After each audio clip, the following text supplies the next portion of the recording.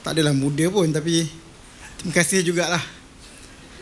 Okay, saya baca satu puisi yang mungkin agak bukan tema Ramadan, sebab ini dia sempat yang saya cari. Puisi bertajuk Sajak Panjang untuk Mak.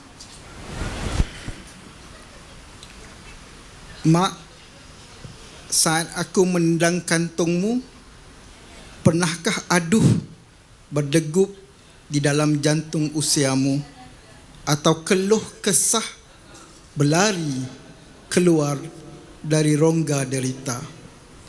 Mak, ketika aku berteriakan di dalam buaian, kau tinggalkan. Ikan bergelimpangan di dalam kuali, kau dakap bibirku ke dadamu tanpa malu. Mak, ketika lututku digigit kerikil jalan, kau balut sedihku dengan lembut sapu tangan bersama hembusan fuh, fuh, fuh menjadi penawar paling mujarab.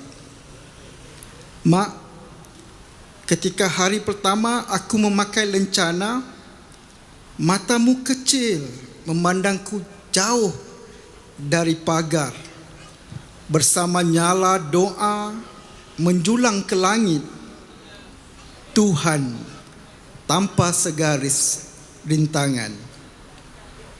Mak, ketika aku menjadi nakal di sekolah, aku memandang kecewa bergelumang di sepasang kaca, bagai disesah penyesalan yang bukan kau pinta.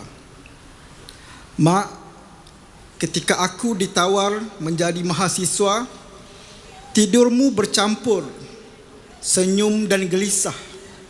Mengapa, Mak, perlahan kau bogelkan gelang dan rantai dari tubuhmu menjadi keping-keping yuran kepandaian? Mak, ketika aku menjadi lelaki dewasa, kau mula melepaskan kelopak harapan yang pernah kau semai, kau siram dan kau baja, harusnya tidak sempat kau hirup di taman kedewasaan. Mak, ketika aku memilih dia, kau tidak pernah gentar akan kasih terpecah dua. Kau satukan kami menjadi kasih yang kau restu. Mak, ketika aku jauh dan lupa meneleponmu, kau tetap memanggil namaku di dalam perbualanmu bersama Tuhanmu. Aku rayu padanya tentang bahagiamu, tetapi bukan bahagiaku. Terima kasih.